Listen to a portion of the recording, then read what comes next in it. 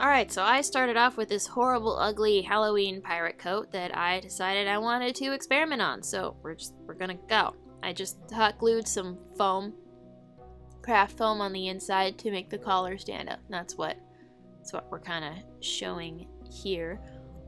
But for the dragon skin part of this, you can really use any fabric, any garment that you have that DAP will stick to, because surprise, the scales are made out of DAP caulking that you can get at Home Depot. You're also going to need fishnet tights. You're going to want to pin your garment down to a cardboard box laid out flat on the floor. Pin your tights into the configuration that you would like your scales to be in. And once you have done that, you take the DAP caulking that you can get at Home Depot. You can get about 6 big tubes of those in a box for about $20.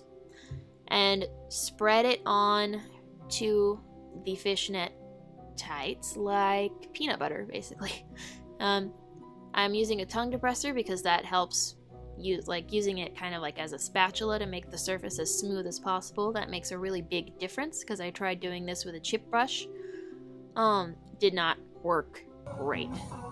And then you peel off slowly and carefully the fishnet tights, and you have beautiful scales. And if you wash your fishnet tights, you can reuse them. I use the same piece for this entire coat. So once you get all of your desired scales on, we're gonna mix paint to paint the thing with. I'm just putting acrylic paint and the same DAP in with a little bit of water. Pro tip though, pre-mix the paint and the DAP before you add the water. It makes it a lot easier to see how your mixture is going. I couldn't get the mixture to be completely lump free, but it turned out fine, just with a couple lumps. And this, I'm using clear DAP for the highlights after I get the base coat on, and I'm mixing it with golden interference paint, which is iridescent, color changing, absolutely beautiful. It's like dragonfly wing paint, right? So we're gonna try that. And I mixed it up, but because the DAP starts off clear, it's a bit hard to see. So I'm just dry brushing the iridescent stuff on. Hopefully,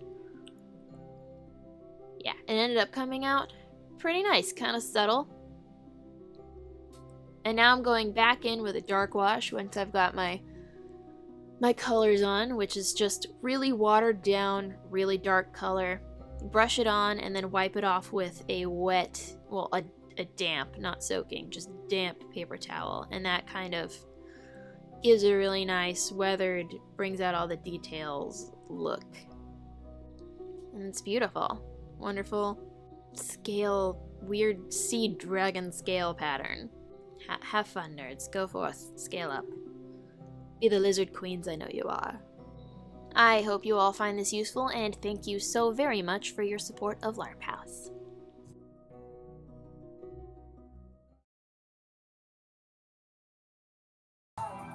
Oh my god!